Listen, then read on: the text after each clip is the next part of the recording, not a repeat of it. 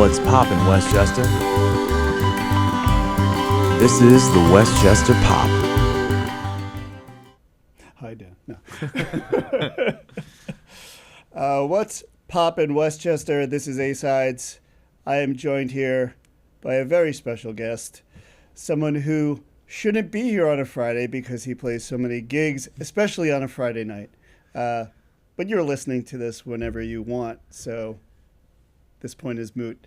Dan Zlotnick is a very gifted musician. I'm very thankful that he is joining us on this couch. That is not mine. What's up, Dan? Thank you. Thank you so much for having me. Yeah, thanks, Dan. Thanks for playing those songs. The first one, Room to Spare, is Room to Spare, right? Well, the first one was the bottom line. Well, in terms of what I played today. What order they watched it, and I'm doing this chronologically. Gotcha. So, Room to Spare is autobiographical, and so is Bottom Line. So before I ask you specifically about those songs, how many are your songs? What would you say the ratio is that you infuse yourself in? That's a really good question because I had someone ask me this. And then it's not a good question. No, because that means that it's a cliche question. But I've changed my answer since I've been asked this question, which is initially I thought, well, I write some songs about other people. I've written songs about other people's lives, taking on characteristics of other people. But I think if you are writing a song about someone else's story, there's something about that story that speaks to you yourself. Right. So I think in every single one of my songs, there's elements of me in them. Things that are directly about my life, probably 80 to 90% of my songs. It's easier. You know the details. You know what happened. You know your perspective of it. But I think it's a fun challenge to kind of write stuff that has nothing to do with you. But then once you've written the song, you might go, oh, why did I write that? Why was that story interesting to me? So the short answer is about 80%. The long answer is 100%. And the melody comes first, or the lyrics, or? It depends. It's a little bit of a matching game between the notes page in my phone, which is more lyrics that come to mind, and the voice memos that are more of musical ideas. And you sometimes see, okay, would this work with this? Would this music work with these lyrics, and vice versa? I found in my world of folk music and Americana music, lyrics are so important. Can you say folk on podcast? Folk? Yeah, yeah. Can you say that? Bleep it out. Yeah. We're going to have to bleep that one out. Yeah. But I think the lyrics are so important that lately lyrics have been coming to me first. Okay. And then you kind of figure out how to make those three chords sound a little more interesting as you're making the music for it. All right. So we went off on a tangent, and I have a tendency of running on tangents upon tangents. So before I do that, let's go to the songs that you were nice enough to play really well for me. The first song or the second, whichever one you at home listen to first. The one where you were, knock that off. The first one, when you were living in the small apartment, talk to me about that, when that came to you. Did it happen when you were doing it, or was it a reflective piece? And then talk to me about, obviously, the one that you wrote for your daughter, whichever one you want to tackle first. So let's talk Room to Spare first, because Room to Spare was a song my now wife and I were living in my parents' basement. She was living in Brooklyn for a while, and then we had started to kind of look for places around Westchester, and anybody that's listening to this in Westchester knows it's not super easy to find an affordable place to live. Melissa is a high school teacher. I'm a musician. Not a whole lot of certainty coming in terms of income, so it was tough to figure that out. And so we ended up in my parents' basement, and I had written that song as we were going through that process of trying to find the place that ended up becoming ours. And we ended up in Yonkers for 3 years, which was great. But for a while, it was commuting back and forth between Brooklyn and then my parents' house. And I kind of wrote that as like the first line is, I can't tell you how we're going to figure this out, but we'll figure it out somehow. We'll pay the bills however it needs to be. And then, we'll go from there. But yeah, it was in the moment. feel like I wrote it pretty easily as far as songs go. It was like a, kind of came out in one shot sort of thing. So I love that song. Yeah, and then the song about, by the way, shout out to Yonkers. I'm from Yonkers. Yeah, we had a great time in Yonkers. We loved it. My parents are still in Yonkers. Yeah. And then I would think for the other song, that's a lot of time and effort. And that song for you, I would imagine, has to be perfect. It's got to be a perfect song. Yeah, so my daughter was born June 15th of 2023, and so we're coming up on her first birthday. And I wrote that song, I believe it was the day we came home from the hospital after she was born. And I had kind of inklings of the chorus, or not even necessarily the chorus, but the first line of the "Welcome to the World, Baby Girl." We knew we were having a girl. And we were sitting on our porch, and I kind of, same sort of thing. It's 2 chords. I had our little toy guitar that is now hanging up in our dining room, and we were just hanging with our newborn baby, and that song just kind of poured out of me, and kept it very simple, because I think that's the point of the song and the point of the lyrics, is to keep things kind of simple and stick with the bottom line. It's just, take care of yourself, take care of others, and we'll get through this weird life somehow. Yeah. So coming on a year now, right? So how has becoming a dad changed you? It's such a shitty cliche question. and I'm so much better now. And I mean, I'm a better person now. Yeah. I mean, I say this as a dad, so like I know like it just changes you instantly. But like, how has it changed you as, I'll say, as a musician, right? So like I made this joke in the introduction, right? You literally play, I feel like, every day. Like I play every a lot, single day. You play a lot. How has that changed? Well, I'm definitely more conscious of how many nights I'm out during the week, how many nights in a row, how many weekends I've spent without having a full day with the family. You definitely turned me down a lot for gigs. Yeah, which is a good thing, because I've had other gigs, but also not, sometimes I am saying this is just too much this week, whereas maybe a year ago I wasn't saying that. So that has definitely changed. I'm definitely less judgmental of the stuff that I write, because if I'm, I thought when we had Cora that I would no longer write songs, because either my time would be with her or I would be sitting at a computer sending booking emails, and I'm no longer booking through email as much, or I'm kind of dedicating specific time for that, but I'm sitting on the floor playing guitar and singing to her. And instead of writing and going, oh, is this good, or is this a waste of time, I'm not doing anything really productive if I'm just writing a song, it forces me to sit there and sing and play the guitar and mess around on the piano, which I don't really play. And so I've actually written more songs since she's been born than I usually would have if I was just home by myself. Has your songwriting changed? Like, are you writing kids songs? I do have some kids songs. I've also written a couple songs that are more, I don't know, it's kind of interesting. I have quite a few songs that are more on the spectrum of about other people than me. I haven't, talked to a therapist about why that is. Like how so? Like how so? What do you mean? I've just kind of come up with like just random songs about, that again will come back to my life in some way or another. Yeah. But yeah, I think it's allowing my brain to just go and just sing and just write down whatever comes to mind, as opposed to going, oh, well, this has to be about me, or this has to be something that I've experienced 100% in my life, truly to the T, that sort of thing. So yeah, it's just been kind of fun to see what comes out versus trying to produce something. And that's, I think, the biggest difference. And what's your summer look like? Summer is a time. Summer is a time where, there's so many opportunities for musicians. And it's just a time where, literally you're out there. There's more opportunities because there's outdoor venues and stuff like that. What does your summer look like? I've got a bunch of stuff coming up. Things I'm most excited about, next week I'm playing a house concert. So someone's basically having me in my band. It's not always with my band, but having me in my band in their backyard. And it's a listening kind of environment, which is sometimes hard to come by in Westchester. Right. But it's a really fun, relaxed way to share your music. And I've done it in living rooms. I've done it in garages. I've done it all over the place. But yeah, I've got some house concerts lined up. I've got playing up at Daryl's house in Pauling, I think in August.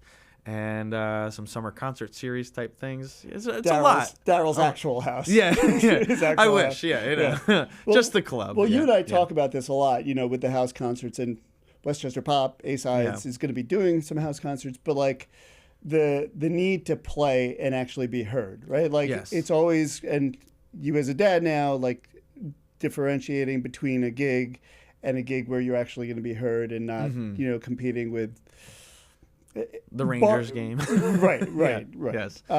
But what do you get from a house concert? I guess the obvious is people who are coming to actually listen to your and it's an opportunity to really connect with music fans, because not only are there really great songwriters in the area, but there are really great music fans in the area, and music fans who also don't want to go to a bar and not be able to hear the music over the bar crowd or the TVs or anything like that. So, what you get is a chance to meet your fans and the people who will become your fans. Right. So, you're in line getting cheese and crackers before the show, talking to someone, and all of a sudden they can become part of the show.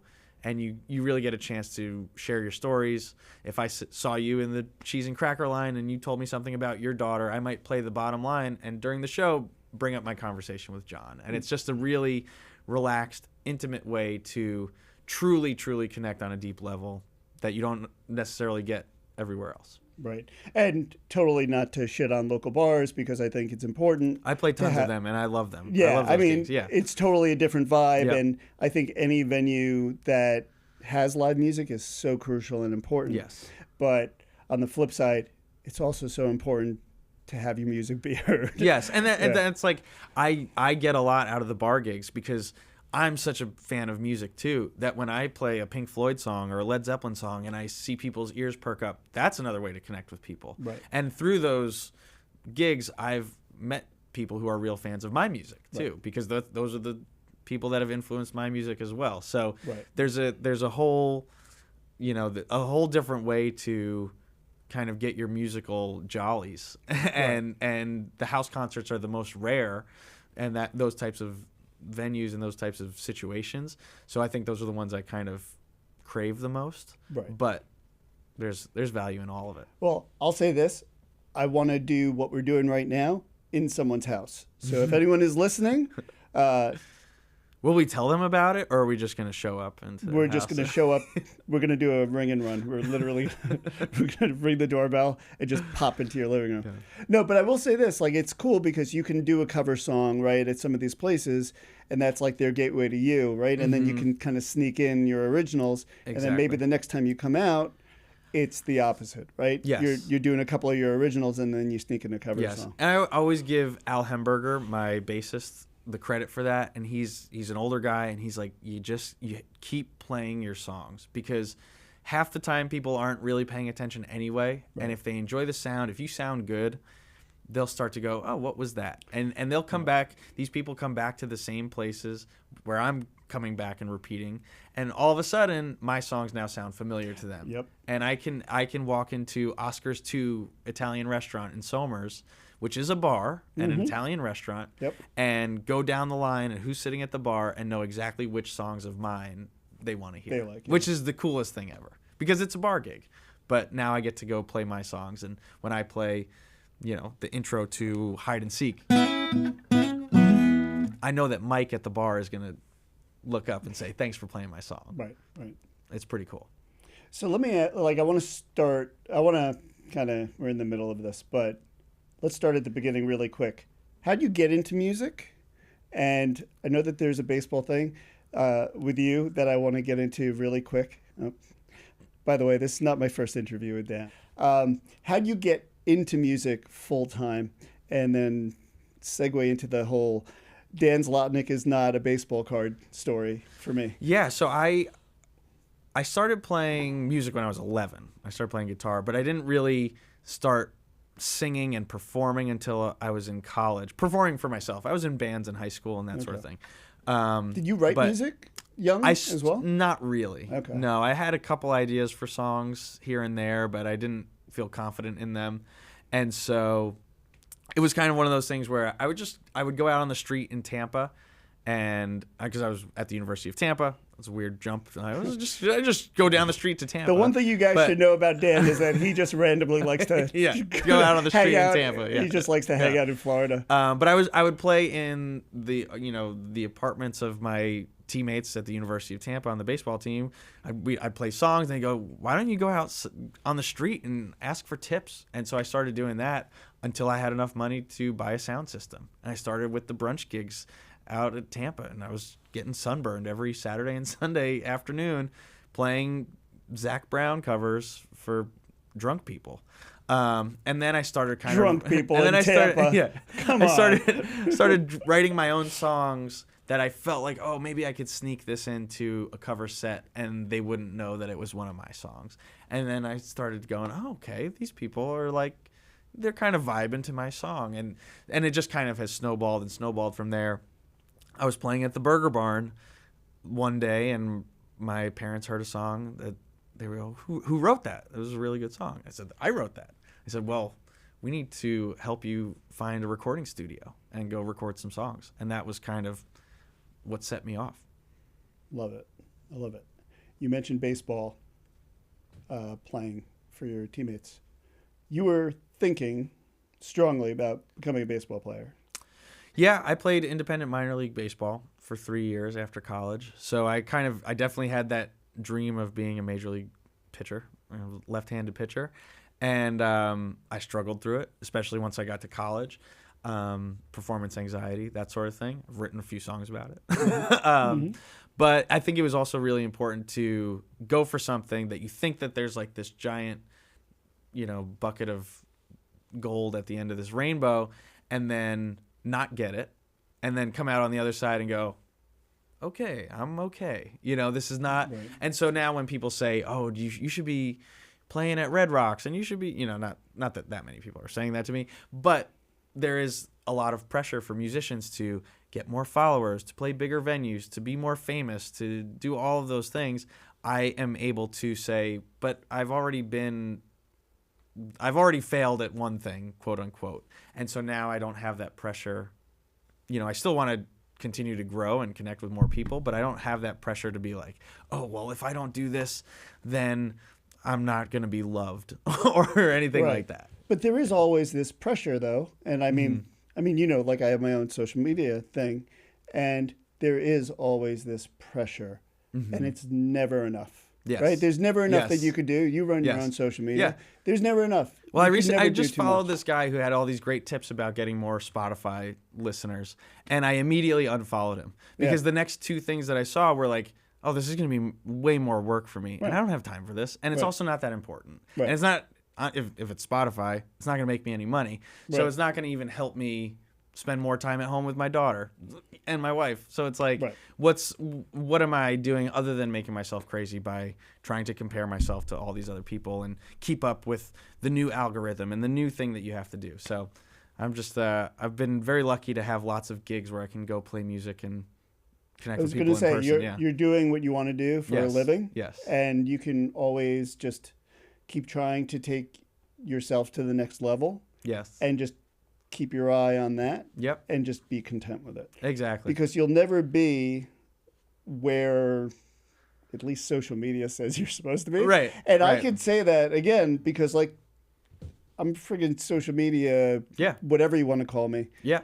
And it's just you'll never live up to where you think you're supposed to be. Because numbers are infinite. Yeah. So if I remember listening to a podcast with Taylor Goldsmith from Dawes, and he's like, well, if you're playing theaters, if I was playing like the Capitol Theater, I'd be thrilled. Right. But if I was playing a theater, who's to say I wouldn't be going, oh, I should really be playing an arena. Right. And if I'm playing an arena, I should be playing stadiums, and I should be selling out this number of seats and this, and it's just never ends. It'll never be enough. Yeah. It'll never be enough. Yeah. That's why you just need to be content with.